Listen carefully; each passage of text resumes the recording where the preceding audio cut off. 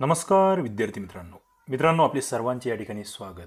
आपण आज पोलीस भरती व इतर ज्या स्पर्धा परीक्षा आहेत याच्यामधील मराठी व्याकरण या विषयाबद्दल त्या विषयातील एक महत्त्वाच्या टॉपिकबद्दल चर्चा करणार आहोत. आपल्या समोर या ठिकाणी पोलीस भरती संपूर्ण मार्गदर्शक लेखन व संकलन उमेश रुपनवर सर यांचं हा पोलीस भरती मार्गदर्शक स्वरूपाचं हे जे पुस्तक आहे ते आपल्या समोर आहे. सह्याद्री करिअर अकॅडमी बारामती यांचं हे पुस्तक आणि याच्यातून आपल्याला मराठी व्याकरणाचा आजचा हा टॉपिक बघायचा आहे.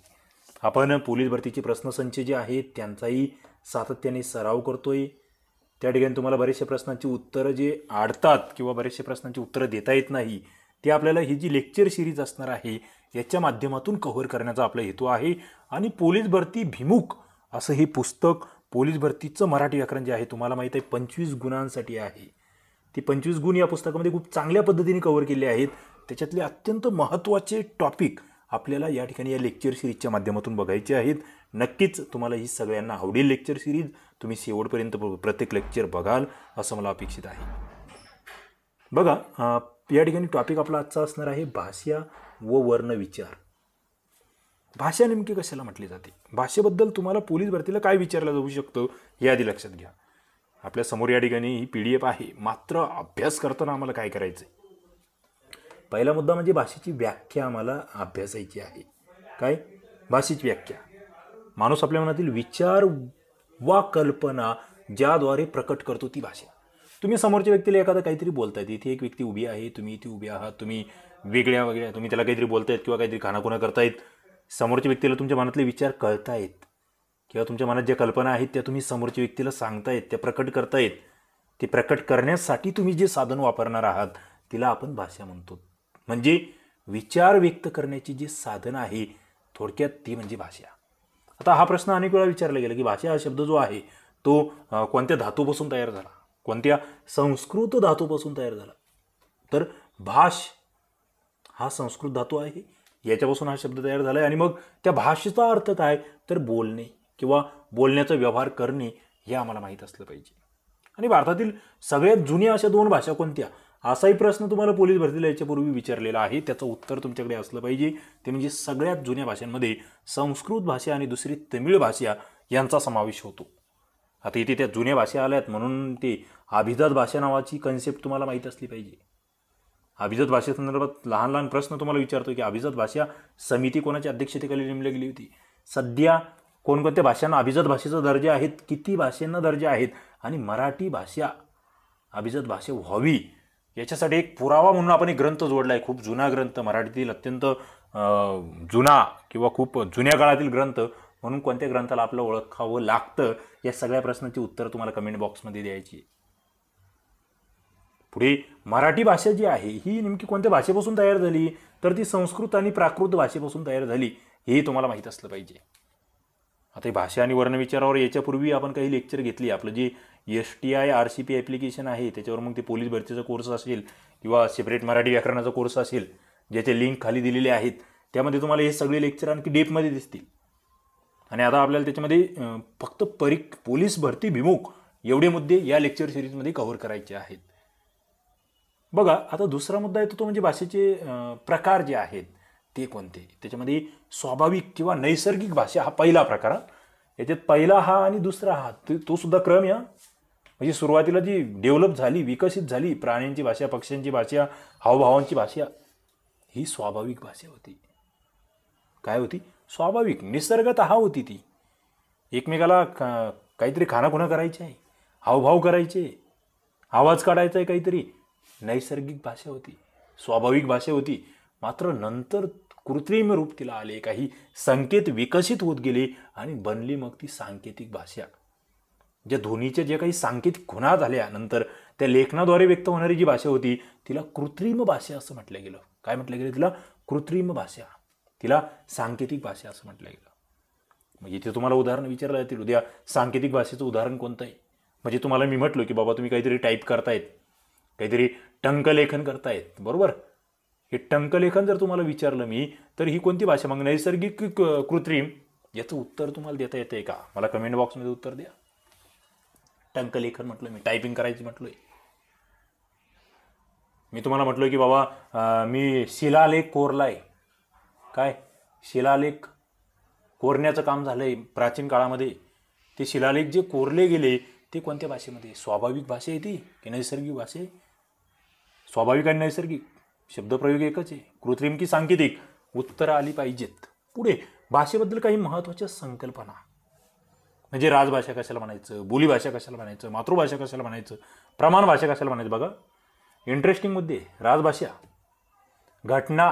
राजभाषा म्हटलं की घटना तुम्हाला आठवली पाहिजे. भारताची राज्यघटना, त्याच्यामध्ये त्या 22 प्रादेशिक भाषा. कितवं परिशिष्ट हा प्रश्न माझा तुमच्यासाठी आहे. कितवी अनुसूची, कोणत्या अनुसूचीमध्ये 22 भाषा समाविष्ट केल्या आहे, त्याच्यातल्या शेवटच्या त्या 4 भाषा कोणत्या, प्रश्न आहे. मग त्या 22 भाषेमधील मराठी ही महाराष्ट्राची राजभाषा आहे. घटनेने, त्या सरकारने मान्य केलेली भाषा, तिला आपण राजभाषा म्हणतो. पुढे मातृभाषा, जी आपल्या घरात बोलली जाते. आपण ज्या ठिकाणी वाढतोय ना त्या ठिकाणची आई वडिलांकडून, आपल्या मातीकडून आपल्या कानावर जी भाषा पडते तिला काय म्हणायचं? मातृभाषा. नावातच आहे.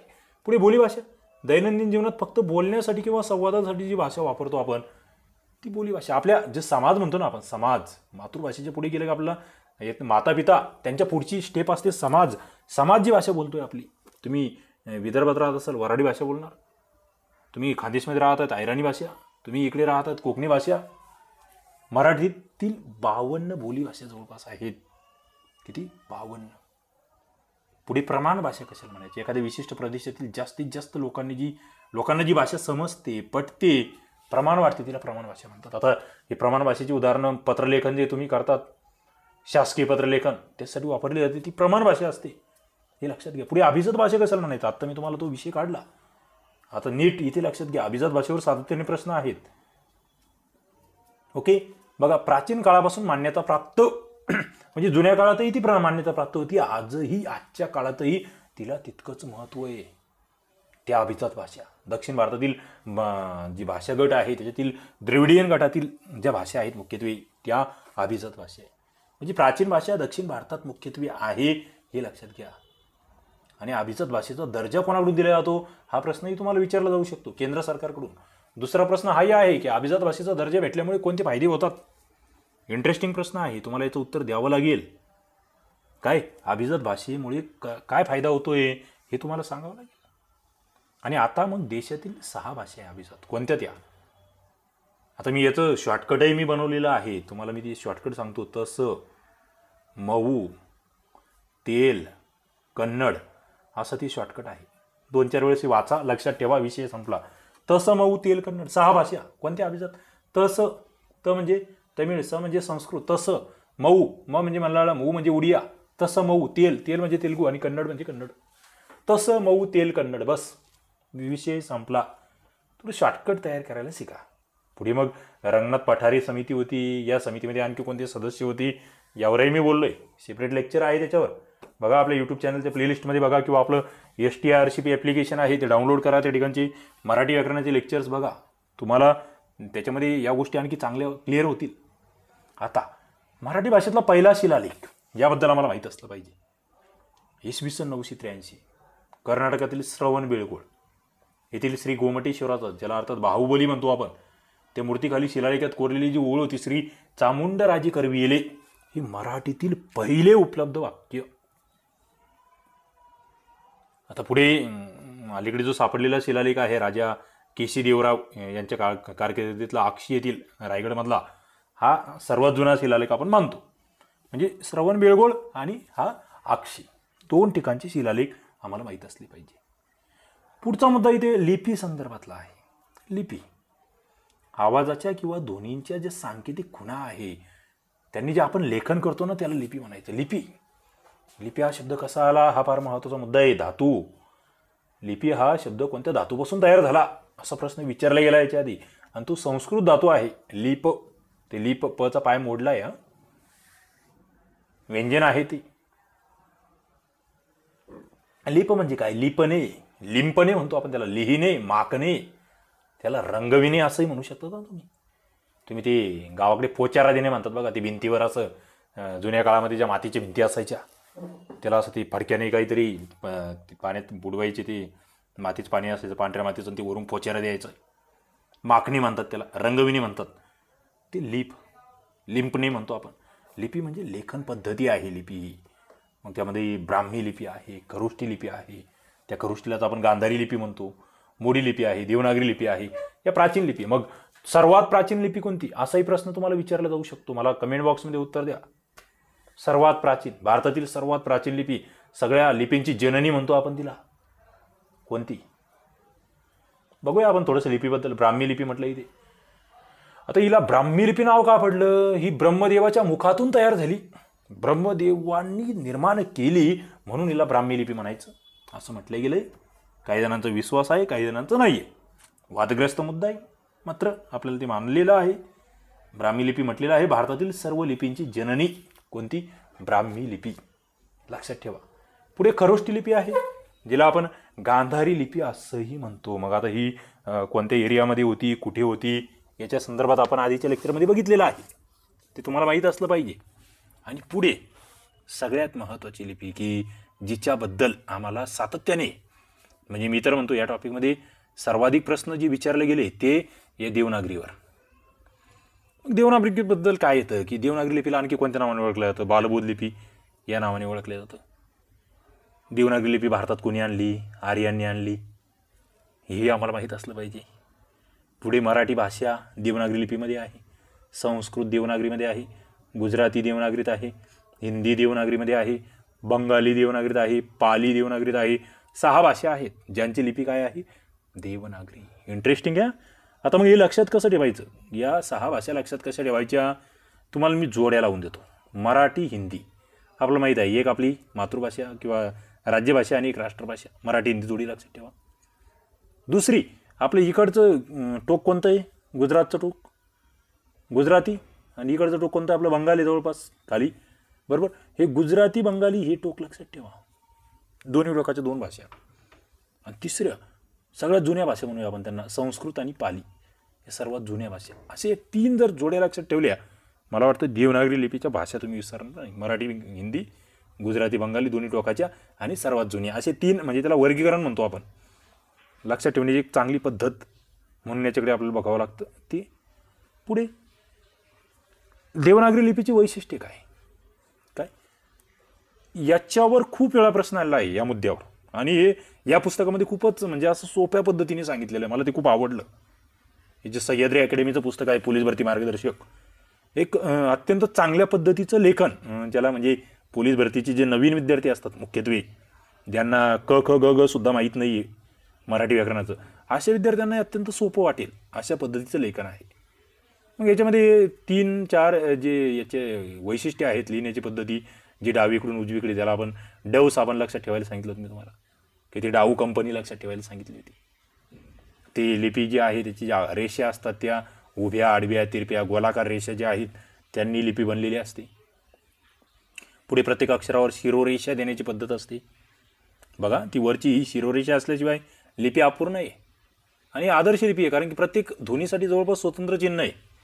काहींसाठी 2 चिन्ह आहेत, तो भाग वेगळा, ते अपवाद, मात्र हे लक्षात ठेवावं लागेल. पुढचं मोडी लिपी. ती जी देवनागरी लिपी आहे ना, तिला जलद लिहिता यावं यासाठी अक्षरं मोडून किंवा त्यांना मुरड घालून लिहिण्याची जी पद्धती प्रचलित झाली, तिला मग मोडी लिपी म्हटलं गेलं, किंवा तिला धावलिपी असंही म्हटलं गेलं. लक्षात ठेवा, मोडीला धावलिपी म्हणतोय आपण, ओके. आणि हा देवनागरी लिपीचा प्रकार होता. पुढे व्याकरण म्हणजे काय मित्रांनो, याच्यातला हा प्रश्न विचारला गेला. एखाद्या भाषेचे स्पष्टीकरण करणारे शास्त्र म्हणजे व्याकरण. पुढे हाही प्रश्न विचारला गेला आहे, पतंजलीने व्याकरणाला काय म्हटलंय? शब्दानुशासन. मग ते अनुशासन म्हणजे काय, या शब्दाचा अर्थ मला कमेंट बॉक्समध्ये तुम्ही सांगायचा आहे. बघा, पोलीस भरतीसाठी अत्यंत सोपं मला एकदम बेसिकपासून तुम्हाला घेऊन जायचं आहे. माझं एक लेक्चर तुमचे 1 मार्क्स पक्के करणारे असणार आहे, ओके. महत्त्वाचा मुद्दा, इंग्रजी अभ्यासक आहे पुढे विल्यम कॅरी.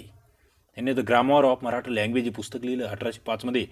मराठी व्याकरणावरील पहिले इंग्रजीतील पुस्तक म्हणून याच्याकडे आपण बघतो. पुढे दादोबा पांडुरंग तरखडकर आहे, मराठी भाषेचे व्याकरण 1836चं. आता इथे एक मुद्दा आहे आणखी, तुम्ही वेगळे पुस्तक वाचले तर तुमच्या लक्षात येईल की 1836 मध्येच आणखी एक पुस्तक याच नावाने लिहिलं गेलं. ते लेखक कोणते लेखक आहेत ज्यांनी महाराष्ट्र भाषेचे व्याकरण लिहिले 1836 मध्येच? नाव तेच आहे, मात्र लेखक वेगळे. मला कमेंट बॉक्समध्ये उत्तर पाहिजे. ज्यांचा अभ्यास चांगला आहे, ज्यांनी याच्या आधीचे माझे लेक्चर पाहिलेले आहेत, ज्यांनी माझं मराठी व्याकरणाचं सगळे लेक्चर सिरीज याच्या आधीची कव्हर केली आहे किंवा आपला कोर्स ज्यांनी घेतला आहे, त्यांना या प्रश्नाचं उत्तर देता येईल. पुढे मोरो केशव दामले यांनी शास्त्रीय मराठी व्याकरण 1911मध्ये लिहिलं. तीनही पुस्तकं पाठच असली पाहिजे, तोंडपाठच असावीत अशी ही पुस्तकं. पुढे व्याकरणकारांना दिलेल्या उपाध्या, मराठी भाषेची पाणिनी, दादोबा पांडुरंग यांना लोकहितवादी म्हटले. मराठी भाषेची शिवाजी, विष्णूशास्त्री चिपळूणकर यांनी स्वतःलाच मराठी भाषेची शिवाजी घोषित केलं. मराठी भाषेची जॉन्सन कृष्णशास्त्री चिपळूणकर. मग हे जॉन्सन कोण होते मुळात? त्यांची पदवी का देतो आपण? कोणत्या भाषेमध्ये यांनी महत्त्वाचं कार्य केलं आहे? मला उत्तर पाहिजे कमेंट बॉक्समध्ये. पुढे वाक्य. वाक्य म्हणजे काय? वाक्य शब्द, अक्षर आणि वर्ण. मित्रांनो, 4 बाबी तुमच्या समोर ठेवतोय. चारीमधला फरक बऱ्याच जणांना कळत नाही. वर्णापासून अक्षर बनतं, अक्षरापासून शब्द बनतो, शब्दापासून वाक्य बनतं. वाक्य पूर्ण अर्थाचं बोलणं म्हणजे वाक्य. अर्थपूर्ण शब्दसमूह म्हणजे वाक्य. वाक्यामध्ये एक किंवा अनेक शब्दांचा समूह असतो, त्याच्यातून एक विचार पूर्ण होतो, त्याला वाक्य म्हटलं जातं. पुढे शब्द. अक्षरांचा समूह जो आहे तो ठराविक क्रमाने येऊन त्यास काही अर्थ जर प्राप्त झाला तर त्याला आपण शब्द म्हणतो. बघा, या अक्षरं एकत्र येतात, अक्षरांपासून शब्द बनतायत. या शब्दांनाच पद म्हणतात. मात्र पद केव्हा? ते तर वाक्यात वापरला गेला ना शब्द, तेव्हा त्याला पद म्हणायचं. शब्दाचं मूळ रूप जे आहे त्याला प्रकृती म्हणायची. घर, पाणी हे मूळ रूप आहे, याला प्रकृती म्हणणार. मात्र याला जर काही जोडून तयार झालं तर त्याला विकृती म्हणायचं. घरचं घरावर केलंय, पाण्यामुळे केलंय, त्याच्या पुढे काहीतरी प्रत्यय लागलाय, ती झाली विकृती. बघा, पद, प्रकृती, विकृती लहान लहान कन्सेप्ट आहेत.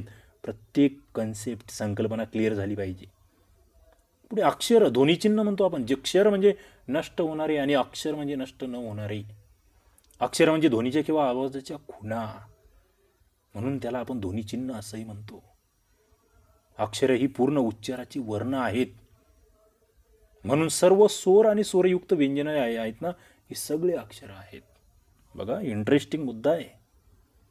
स्वर आणि स्वरयुक्त व्यंजन म्हणतोय मी. म्हणजे ही जी अ, आ, क, ख, ग ती आहेत. पुढे व्यंजनामध्ये स्वर मिसळला की अक्षर तयार होतं. म्हणजे या ठिकाणी हे क आहे समजा. हे काय झालं? हे व्यंजन आहे, हे अर्धवट आहे. मात्र याच्यामध्ये जर अ मिक्स केला तर या ठिकाणी हा क बनतोय, पाय न मोडलेला. हे झालं अक्षर. काय? व्यंजन आणि स्वर यांचे मिश्रण असलेला आणि त्याचा उच्चार होऊ शकतो असा जो वर्ण असतो त्याला आम्ही अक्षर म्हणतो. मग वर्ण कशाला म्हणायचं? बघा, य असं चढता क्रमे हा वर्ण आपल्या तोंडातून जे काही निघतंय ना मूलध्वनी, त्याला वर्ण म्हणतात. मग ते त्याचं अक्षर बनतंय, अक्षरात शब्द बनतंय, शब्दांचं वाक्य बनतंय. मूलध्वनी जे फक्त उच्चारले जातात, तुमच्या तोंडातून ध्वनी निघाला त्याला मूलध्वनी म्हणणार. तो तुम्ही लिहून ठेवला की त्याला वर्ण म्हणणार. मराठी भाषेत मूळचे एकूण 48 वर्ण होते, परंतु 6 नोव्हेंबरचं GR आहे, हे 2 इंग्रजी स्वर त्या ठिकाणी समाविष्ट झाले. हे समाविष्ट करण्यामध्ये कोणाचं योगदान आहे हा प्रश्न मी घेतला याच्या आधी. मला उत्तर द्या कमेंट बॉक्समध्ये. आता एकूण 50 वर्ण तयार झाले असं म्हटलेलं आहे. मग एक शब्द आधुनिक वर्णमालेमध्ये विशेष संयुक्त व्यंजन म्हणून आपण घेतली. म्हणजे मराठी भाषेमध्ये एकूण जर तुम्हाला विचारली संयुक्त व्यंजनासह तर 52 वर्ण. बघा, हा फार म्हणजे आजही याच्यावर वाद होतोय 50 की 52. पण माझं म्हणणं आहे विशेष संयुक्त व्यंजन त्या GR मध्ये त्या तक्त्यामध्ये समाविष्ट केले खाली. मग याला 52च म्हणावं लागेल. मी बोलतोय रोहिदास चोंदी पाटील ST आहे. बरेच जण आजही 50 सांगतायत. मी तो GR वाचतोय, मी 4दा वाचलाय GR. माझं म्हणणं आहे 52. कारण विशेष संयुक्त व्यंजन ही सुद्धा वर्णच आहेत ना, मग तुम्ही 52च म्हणावं लागेल त्या ठिकाणी, असं माझं म्हणणं आहे. पुढे वर्णातील रू आणि लृ हे लुप्त होण्याच्या मार्गावर आहेत. तो क्लृप्ती नावाचा एकच शब्द आहे जो त्या लृपासून तयार होतोय, हे माहीत असलं पाहिजे. आणि मला असं वाटतं तुम्हाला हे लेक्चर नक्कीच आवडलं असेल. मराठी व्याकरण काय वाचलं पाहिजे, कशा स्वरूपाचं वाचलं पाहिजे, कसं समजून घेतलं पाहिजे, हे या लेक्चर सिरीजमधून तुम्हाला शिकायला भेटेल. पोलीस भरतीमध्ये आउट ऑफ मार्क्स मराठीला पडले पाहिजेत, हे आपलं टार्गेट राहणार आहे. आणि या पुस्तकामध्ये ते खूप चांगल्या पद्धतीने सांगितलेलं आहे असं माझं तरी मत आहे. चला आपण शिकत राहूया, पुढे जाऊया. लेक्चर आवडत असते लाईक करा, आपल्या जास्तीत जास्त मित्रांना शेअर करा आणि आपल्या यूट्यूब चॅनलला सबस्क्राईब करून घंटीचं बटन दाबा, म्हणजे पुढील लेक्चर्स तुम्हाला भेटत जातील. चला थांबूया. धन्यवाद.